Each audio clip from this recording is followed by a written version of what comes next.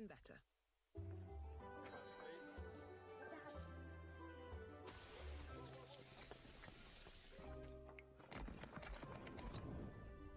Hey, Dad. Have an idea? You know, I've been investing for a while. From insurance to wealth. It's all yours now. And retirement. We can help solve life's financial puzzles. You're gonna do great. Making it click? It takes Aviva. Find me somebody to love. Dreams until Bank Holiday Monday. Get an extra 10% off when you spend over £750. Dreams.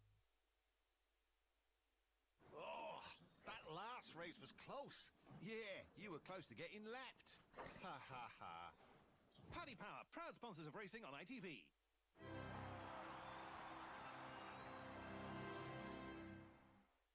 This is Newmarket. It's the turn of the fillies in the 1,000 guineas. Today is the spring meeting, the Dread Guineas. So all set.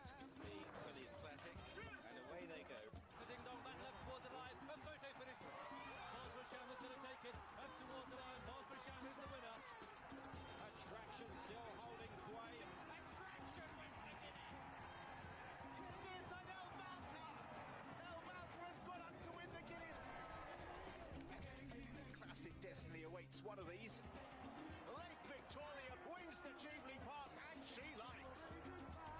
And opening up is Red Letter, racing inside the final furlong. Red Letter wins comprehensively. Desert Flower jumped out alertly. Up towards the line, it is Desert Flower in full cry in the Fillies Mile.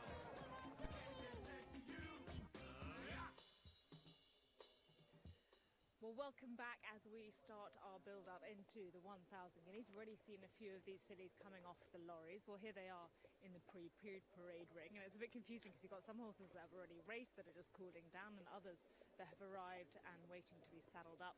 This is one of the two runners for the Ollie Sangster team. This is Flight. And he said that she's actually been working really well at home. He said to me, you'll really like her when you see her because she's a tall, rangy, strong filly. And she was pretty busy last year. She had 5 races. She won one of them, and she was beaten by Desert Flower on 2 occasions. So she's got to turn the tables on her. That's her challenge. But she's had that time over the winter to grow into herself and strengthen and develop. And she looks really well here. As we can spin around and try and see if we can catch a couple more. It's busy here. I've got to say, it's a good place to get a good look at these horses, and a few people are preferring to saddle up here under the covers there because it's a little bit more open. The horses can keep an eye on what's going on, a bit less enclosed than in the more traditional parade ring. Well, there was another one. Oh yeah, this is Hey Boo here. It's number 6. Well, she is number 6, and she's actually heading off just as we try and get a glimpse of her. She's trained by Jack Channon. She was second in the Fred Darling, the same race where Duty First won. She's a massive price here today. If you fancy Duty First, then you shouldn't completely forget about her. She can come forward for that run. Right, Desert Flower will be heading into the pre-parade shortly. She is ready. Look how she's cooled down since she's had that wash and had a bit of time to settle in here. A bit more saddling going on there. Others cooling down from their previous races, simmering. So this is the other Ollie Sangster trained filly. Jason said, put a line through her reappearance run in the Fred Darling. That wasn't her true showing. Go back to her 2-year-old form and you'd have to give her a really good shout here. She was only second in the Moyglare to Lake Victoria. That is some really smart form here. Nice gleam on her coat, nice and relaxed. Don't forget about simmering. Yeah, the Guineas coming to the boil, and this a really fascinating clash because you could argue that 2,000 Guineas was missing a couple of horses, notably the Lion in Winter. But the clash between Desert Flower, Lake Victoria, and even throwing in Red Letter brings some of the best fillies form from the juveniles right into the fore here, and they set a very high bar. There are a few, however, that are heading to bridge the gap. Number 1 is Chantilly Lace for Ross Orion and Rafe Beckett. Once raced, once victorious. There's a couple with that profile in this race. Number 2 is Desert Flower for William Buick, looking for that elusive first 1,000 Guineas, as is Charlie Appleby. 3, Duty First, Holly Doyle and Archie Watson. 4, El Watine, Jim Crowley and Saeed bin Sarur, just once raced, once victorious on the all-weather. 5 is Flight, who worked here at the Craven meeting with a horse that went on and won.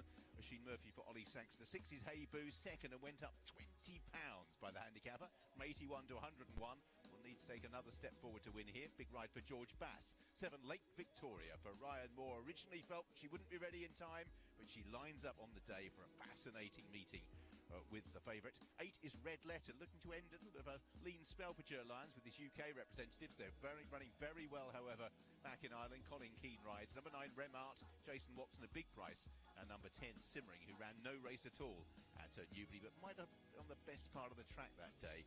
Ollie Sangster. Great clash. Coolmore versus Godolphin. Desert Flower versus Lake Victoria, with a few others who'll be hoping to upset the apple cart. Okay, I can complete the tour here behind the scenes because we've had a look at them there. It's not far from where they came off the lorries. That's the kind of pre-parade ring. And as we just come through this little gap here, we can swing around and see that this is the official pre-parade ring. Saddling boxes over there. And what I really like is that there are so many people that have come to have a look at these horses. Here in the paddock itself, you get connections. So you get the owners, you get the trainers, you get friends, you get relatives, everybody who wants to be part of it. And then here, the public really want to come and see these horses before they go into the main parade ring, because you can see them without their saddles on, you can see how they behave in the preliminaries, and you can actually compare each one with the other. So whilst one might look a nice, strong, big filly, actually when you compare it to the one next to it, they look a little bit less impressive. So it's a bit of a match-up. That is Hey Boo there for the Jack Channon team. We've had a look at that one. This is Red Letter for the Ger Lions team. She looks well, doesn't she? Haven't seen her in action so far this year, but she was 4th in the Moyglare to Lake Victoria, but they all finished in a real bunch that day. She was only beaten a length and a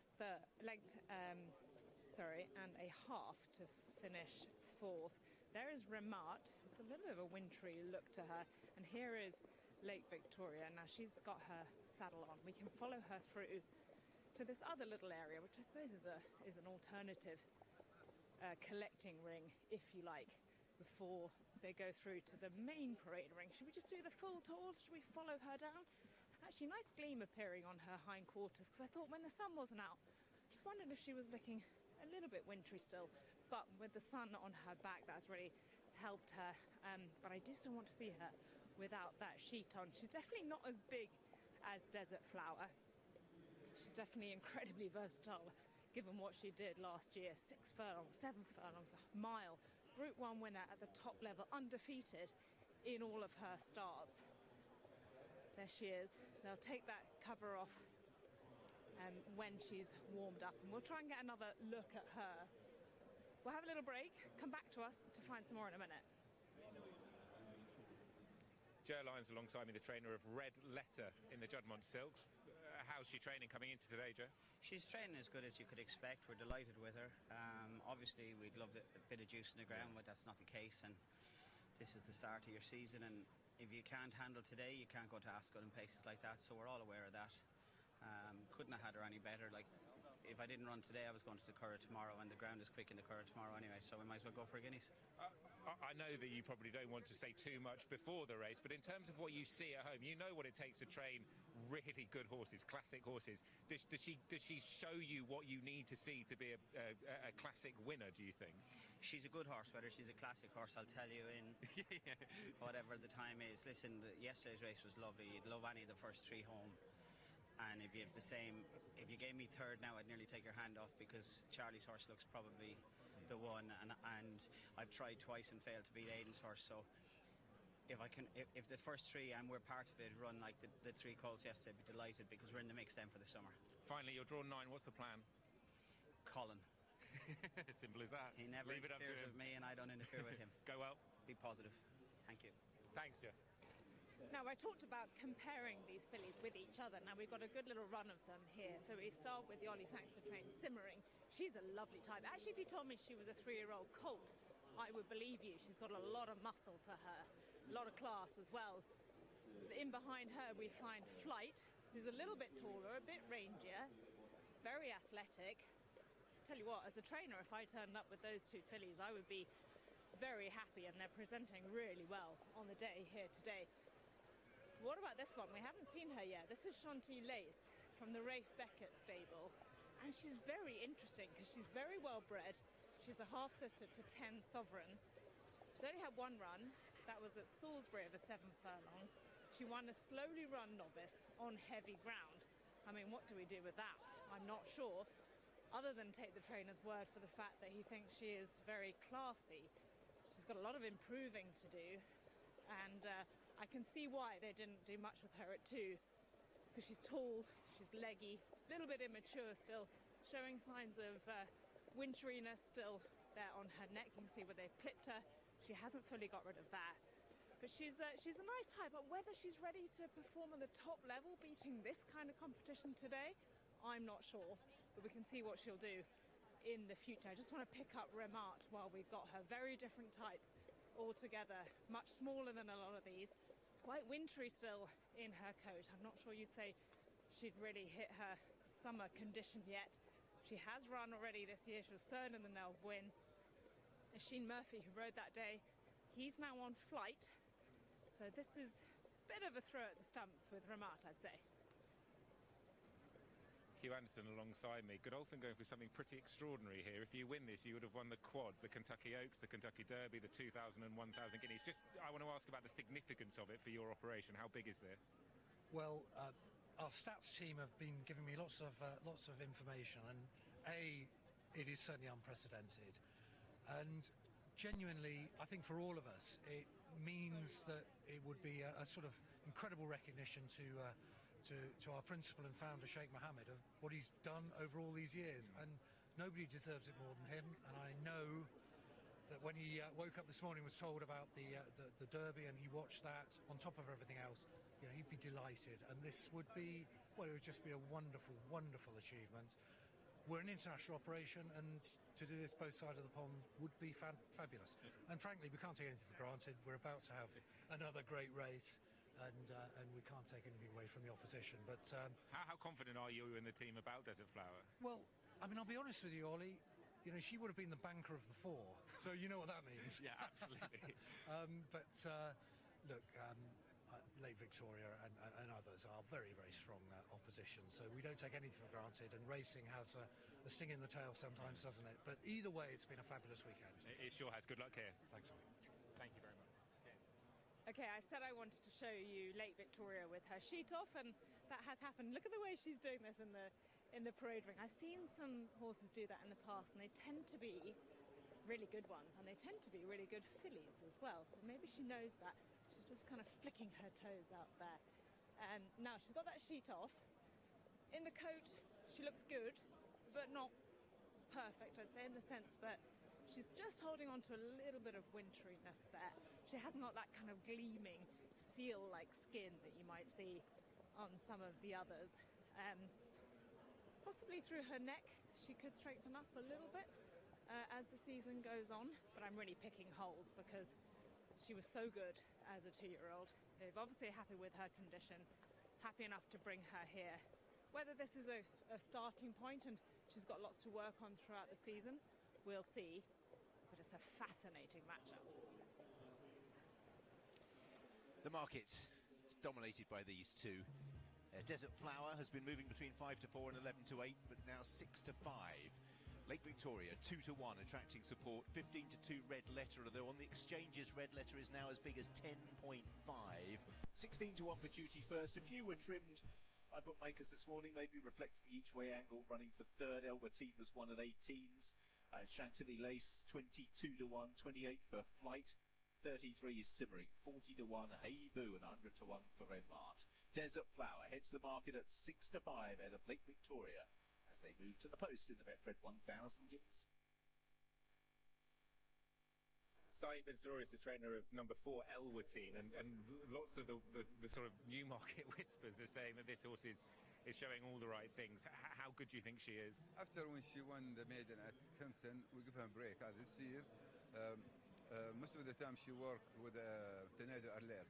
Wow. The horse she finished yesterday 4th in the Guineas, and always she worked really nicely. Every time she worked, she improved her fitness, and she's ready today for the mile. It'd be better for her as some furlongs when she won last year.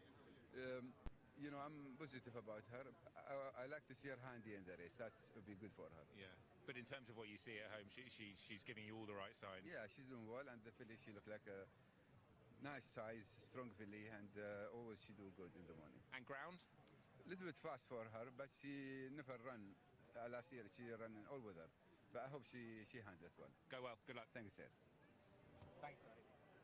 Just love the way the tension cranks up ahead of these classics at Newmarket. The market over the next few minutes will be so important. Let's check where Desert Flower, as she goes to post, is right now. She's been odds on in the days leading up to the Guineas. She's solid now at 6-5.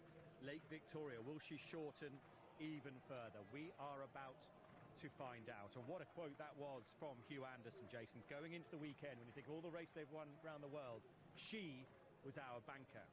So far on the track, my word, she looked good last year.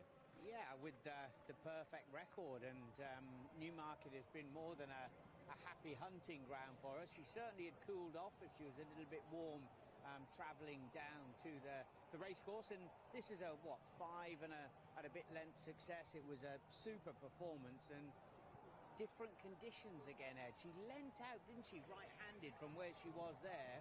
Be very interested under these conditions. Be the quickest she's been on. Okay, so that is Desert Flower, and there she is, Will Buick, trying to pull off the 2,000 and 1,000 double. Lake Victoria, Jason, still confident? Well, Francesca wasn't overly taken with the way she was in her coat, but quite happy with the way she was from a fitness perspective. And I'm hoping, look, she may well not be absolutely cherry ripe, but she's got a wonderful ability and engine. I'm still hopeful that she can run extremely well. This was the day when she came into the paddock and you said, forget everything. This is all about Lake Victoria, and she delivered. And maybe was, at that time, such a big, powerful juvenile. Top-level wins, 6, 7, and the mile. So very smooth. Let's hear from our trainer. Aidan, you've just been out on track with her. 2 questions. Are you happy with the preliminaries? Yeah, she seems very happy, Ali, yes. And the second and final question, are you happy with where she's at in preparation for today? Yeah, listen, it's her first run, and obviously our horse are a little bit behind. She's going to improve from the run, but yeah, happy with her and happy to get her started. We had an option of we were thinking of going to the Curragh tomorrow for the Tazzies. When the Tazzies was 7 furlongs that time, but they moved it to a mile. So we said, listen, if we go to run over a mile, we might as well come here as go to the Curragh for a mile. So listen, she's ready to start off. We're very happy with her. She's very classy filly. So hopefully she runs well, and we'll progress from it. Thanks for stopping. Good luck. Pleasure. Thanks. So Jason, if I let you have a bet in the race right now, bottom of your screen, Simmering, 33-1, is she where you'd lean? Well, I just think that it was too bad to be true on her return at Newbury. Now, we've got a whole host of them in here, including the winner, also the Shannon team. Don't let her fly completely under the radar, who finishes back in second. But Simmering was favourite for this on her return. Flat to the boards a long way down, got into a bit of a sort of a squeeze position and went back, and then stays on steadily in the closing stages. But nothing to suggest there's going to be a massive turnaround. But it was her paddock look at the way she was in the prelims, but you were taken with her. I thought she looked well. I imagine she would have tightened up from Newbury, because even now she's quite a rounded filly. She doesn't look hard fit, but that might just be her. She's maybe building into her campaign. Back to Ollie. Ken Pitstone has cast his eye over these fillies in the paddock. Who caught your eye? A really good field. I mean, I thought Chantilly Lace, what a lovely filly she is. Maybe not today, but she looks well. The favourite looks well, Desert Flower, but I like Red Letter. She's improved since 2 to 3. She looks fit. She looks razor sharp. I think she looks in great nick. She's my pick, and I thought Lake Victoria looked well as well. So a really good field, but Red Letter for me. Red Letter, the standout. Did he need some price? Thanks, Ken. Good luck. I hope so. Thanks a lot. And there is Red Letter, 4th in a Moyglare. Colin Keane with a second ride in the race for Joe Lyons, who's looking for a first British classic. What about the top filly here, Jason? A few shrewd people fancy Chantilly Lace, the Elvis song, Ross O'Ryan for Rafe Beckett, who've only seen once. That was at Salisbury. So we're sort of leaning on trainers being creatures of habit, because Rafe Beckett introduced Remarque in this particular contest at Salisbury. She came home in a fairly swift 23.8 and wasn't fully extended. So look at her, ears prick going over the line, a lot to work on. Yeah, it was a slowly run race. I think she was well positioned. Do you know what I really noticed? She's a big girl, and I'm not surprised they didn't do much with her as a 2-year-old. But it's a punchy starting off point, isn't it? Ray Beckett knows very well what he's doing with these horses. So if he thinks she's good enough, maybe we shouldn't forget about her completely. I kind of thought, keep an eye on her for the rest of the season. If today we don't see her at her best, then keep an eye for further down the road. Those are the Doreen Table colours. Here are the Shadwell colours on the far side of the Juddmonte colours going forward on red letter. Elwatine, 20-1. I sense you're very taken. Well, I was just quite taken with her because when I watched her replay back of her only start at Kempton, she was headed. She was beaten by Orchid. And then, next thing you know, she's fighting back and she really knuckled down well, won impressively. Orchid's gone on to win twice since. Lovely temperament. She's super chilled. Arrived on the lorry all on her own, not a bother on her. She's a daughter of Dubawi out of a Group 1 winner. There's a bit to like about her, but look, all the other 8 fillies have got a lot to prove against Desert Flower and Lake Victoria, who've got by far the best form on the books. Even money, Desert Flower. She's gone evens now in the last few moments ahead of the second classic of the season. The last horse to come forward will be Flight, Asheen Murphy for Ollie Sangster, the filly who was third in the Mayhill. Speciosa was third in the Mayhill and came and won a Guineas. We're almost set to go. All yours, Richard Hoyles. So Flight, the last one to be manoeuvred towards the stalls for this Betfred 1,000 guineas, the straight mile. And the 10 fillies are loaded away. And they're off. Breaking away for the guineas. Hebu a little slow into stride. Out well is Desert Flower immediately to the fore, over to the far side with Duty First. Chantilly Lace is over on that far side as well. And Lake Victoria going over to join them, meaning we have 3 racing stand side who are in marked Red Letter and Flight, and the 2 groups are a long way apart in terms of width. Desert Flower at the head of the far side group, happy to make this a reasonable test with Elwatine over on the far side, Duty First, and also Lake Victoria in company with Chantilly Lace, Hey Boo, and right at the back of that group is Simmering. Near side, changing the lead on this side with Red Letter moving to the head of affairs with Remart and Flight, and at this stage, not too much between the 2 groups. And in the middle of the far side group, Lake Victoria, Ryan Moore just working along slightly. Desert Flower has the lead from in second place over on the far side, Duty First. Red Letter still well there on the near side. Elwatine comes next, head of Chantilly Lace. Still Lake Victoria just bustled up slightly with Simmering as Flight moves forward in this near side group. Desert Flower over on the far side with Elwatine and Duty First. Near side Red Letter, Chantilly Lace. Lake Victoria at this stage with plenty of work to do as they make their way now down inside the final 2.5 furlongs. Red Letter and Flight over on the stand side. Desert Flower, now Lake Victoria is beating to find her stride, but has Flight stolen a march up the centre? Desert Flower still there. Lake Victoria knuckling down, trying to close. Then Simmering. Desert Flower narrowly leads Flight as they run up towards the line. Desert Flower willing to round off the weekend in style for Godolphin, and to the line. It's Desert Flower's guineas. In second was Flight, wide across the course. For third, Chantilly Lace was involved, also Elwatine and Simmering as well. Desert Flower, the elusive 1,000 guineas for William Buick.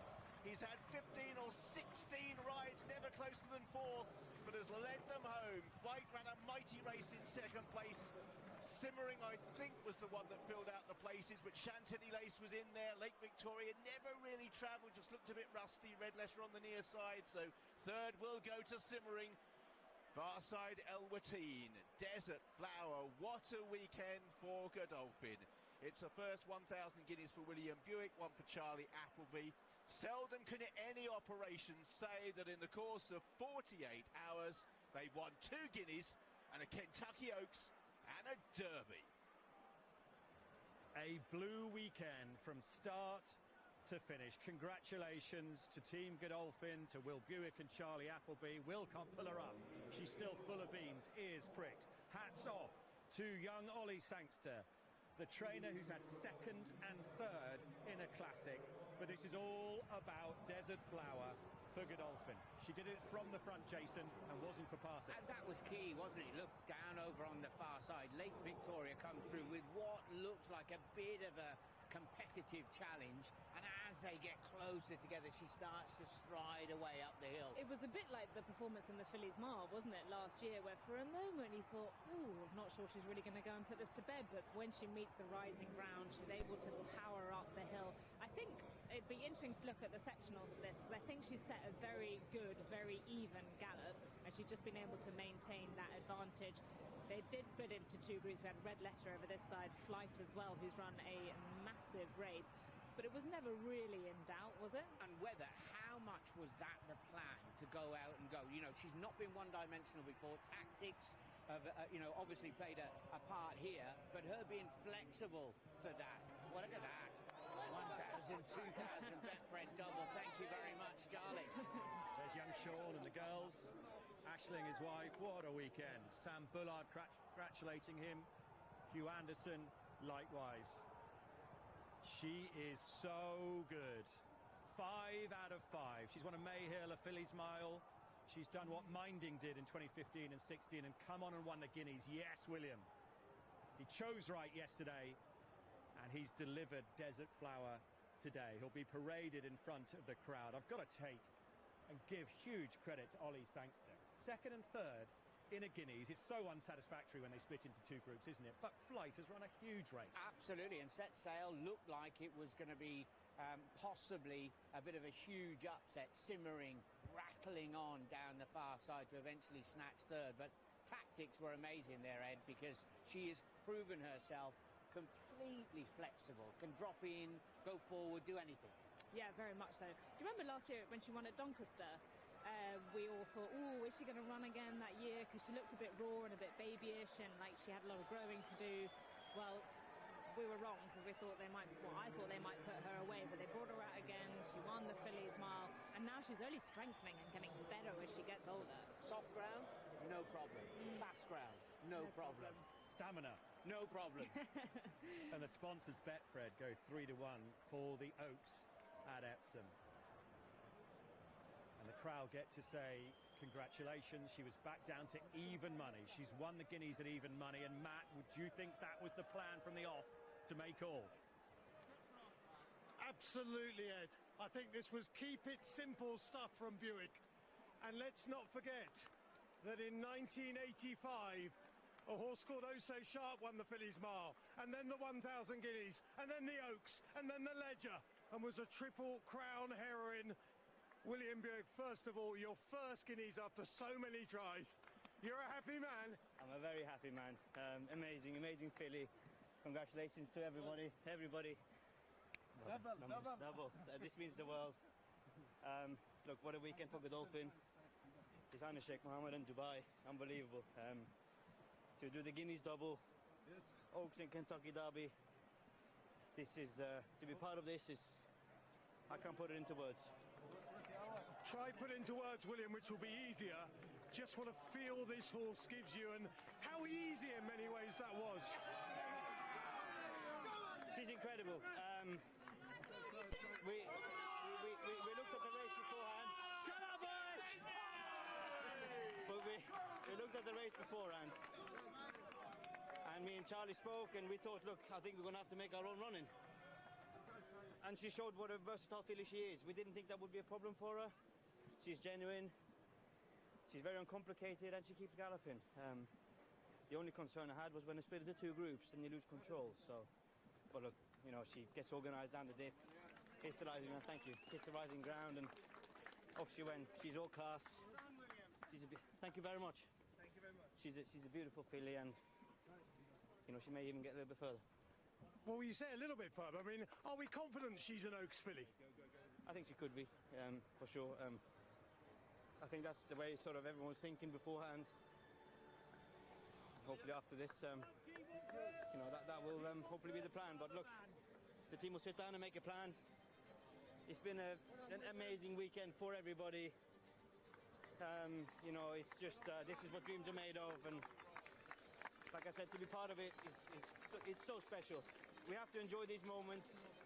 His Highness Sheikh Mohammed, he put so much into the sport, and he's rewarded this weekend. And for me to be the jockey of these horses is a real privilege. I think this will be a reception like you haven't done before. And your great buddy James Dorst on the double. Too good.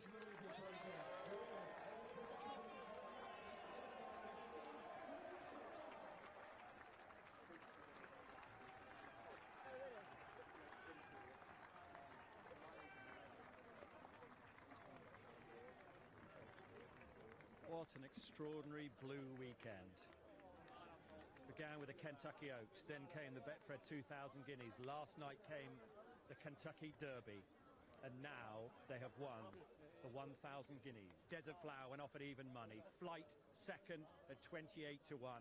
Simmering for Ollie Sankster as well. Well done, Jason. Third at 33 to 1. Anthony Stroud in there. You can see David Loader on the far side with the sunglasses. Hugh Anderson on his left.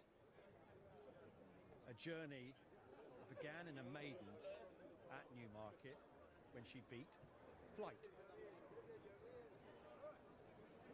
Now, the following year, she's beaten Flight on the biggest stage. Lake Victoria, Jason, was she rusty?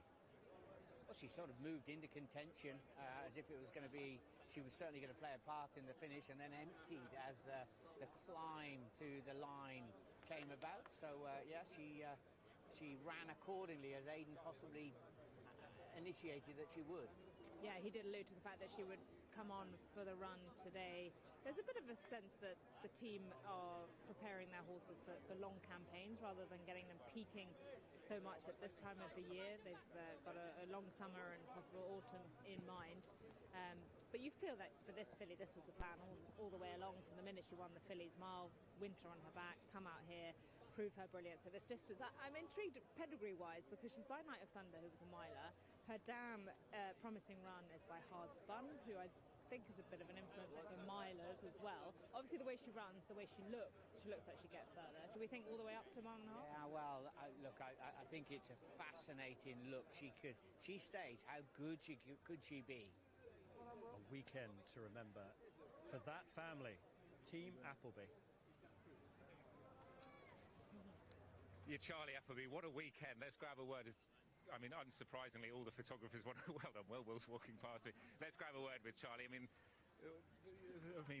don't make weekends like this very often, do they? Can you just put it into words for us? Yeah, look, first and foremost, I'm just delighted for His Highness Sheikh Mohammed to have a weekend like this. It's very special for everybody.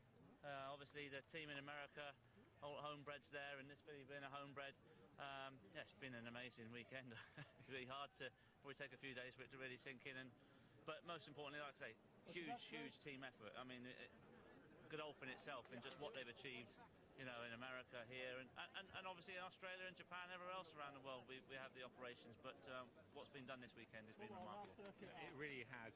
She had sort of a massive reputation coming into this season. I spoke to Hugh beforehand, and he said that he thought she was the banker of the four, so the pressure must have been on your shoulders. But she did what she did in the Fillies Mile a bit. She sort of looked a little bit in trouble and then really powers to the line. Yeah, I wasn't surprisingly too worried watching the race, because I saw it was in the Fillies Mile. You saw it sort of in the May Hill as well. She just goes through those gears, and at one point she just looks a little bit sticky, and with the dip here, as we know, and especially on this quicker ground today, I said to Will, that's why we went out to go and try and make it. I said, look, keep it, get her into her rhythm, because if you sat there comfortably at the top of the dip, and then you're all of a sudden putting them on their head to go into the dip, that's when they start to stumble a little bit, or find their feet. But look, great ride by William all weekend, and what more can I say? Look, I did speak to the team in America there this morning. I said, thanks ever so much, lads. You put the pressure on now, but you've delivered. We don't mind that. Pressure's good.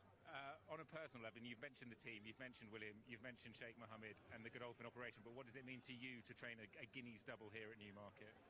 Look, it's been amazing, and it's been... It took long enough to win a Guineas at the Colts, and then the Fillies have been hard to. As I was only talking to you earlier, regarding the Fillies. It's not a page that I often look at really. The conditions book, for we haven't had many Fillies, and so people have asked me, was she the best filly we've had? Well, she is by far, yes. What's the plan for her now? I will get her back and we'll have a chat. Betfred are putting on a rather large bonus for the Fillies if they do the Triple Crown. Could you see us stretching out over further? I did ask Fred, if he could. He said yes. Up that bonus, we'll see. But look, I see no reason why she can't potentially stretch up to the mile and a half. She does all her best work. Is the last sort of furlong. She settles well. I just think they're nice conversations to have. Yeah. It's a great achievement. Congratulations. Thanks very much, Ollie, and thanks to everybody. Top man. Thank you. And amazing to think, at points last season, we were asking, where's Charlie Appleby gone in these big races? Back with a bang. Let's go back to the start, Jason, and sometimes brilliance is in its simplicity. That was really good to listen to Charlie mention, let's keep it simple, i.e., you know, if you're in behind and you're having to chop and change and you're coming down the hill at the quickest part of the race, that's often where you can lose your contest. And you would know, Jason, as a jockey, when you're on a filly like this with such a massive stride, if you're trying to get a bit of cover, get in behind another one, they're not going quick enough, then you end up fighting with them, almost kind of clipping heels with the one in front. You've only got a mile to deal with, as long as they're not doing too much. We didn't have a headwind either to contend with. We're happy enough just letting them bowl along. She's just in his hands there, isn't she? She's there. She's being generous, if you like. And Williams also, at that point, not only got to keep an eye on keeping her settled and everybody leaning on his girth, one side and the other, but also keeping an eye way over to the left to see how far they are. I hate it when they split into groups like this, if I'm honest, but it's happened. Red letter on the near side, a little bit disappointing? Oh, absolutely. Yeah, she was third in the market, and it hasn't produced, you know, we can't say she was on the wrong part of the track because it looked for all the world as if Flight had shown that initial change of gear that took her to the front. Yeah, you wonder with Flight there, she was on that stand side group. You wonder, had she been in the other group, would that have affected the result? Did she kick earlier, and then has she had to drift across the track, maybe losing a bit of ground in the process? And also, and again, sectionals or a side-on view would tell us, did she actually go and quicken away and get to the front? It certainly, on first appearance, it looked that way, and watching it back now, when when we've had a chance to settle, always possibly upsides, but the filly has hit the line so well. Part of our team here said that she took an awful lot of pulling up as well. She went on and on and on. And how she gets a well-deserved wash down. Leading her up today was Paul Harrison. Many congratulations to him. And this is a race that Robert Sangster won in 1994 with Las Meninas. Well, Ollie Sangster's taken on the powerhouses today. How proud Robert would be. Well, I know Ollie is a competitive man and no doubt would have loved to have won the Guineas, but Ollie, if there's a statement for your talents, to get those two horses to finish place in the Guineas is an extraordinary achievement. How are you feeling? Yeah, look, we're elated. Second and third, it's fantastic. Look, we're all here because we want to win, but there'd been a lot of confidence and vibes coming from the Godolphin camp beforehand, so we thought she was kind of unbeatable. So to run her close enough like that is a real feather in the cap of the two fillies, the connections, all the team at home, everyone getting them here in good shape. You know, they were big prices, but we were happy with what we've been seeing at home, and obviously happy to let them take their chance, and they've shown that today. What were your expectations with them coming into today? Everything had gone well since Newbury for Simmering. We kind of put a line through Newbury. Work had been very good. Flight's work all along has been very good as well. She came here for a racecourse gallop during the Craven. You know, it's hard to know. You're dealing with the champion fillies, the fillies of last year, but we always felt like these were top-class fillies, as did the jockeys who'd been riding them all along. Naturally, like I said, you're dealing with fillies that won Group 1s last year and so on. So it's hard to know when you're competing at this top table, because to be honest, it's not really a table we've been competing at a whole lot.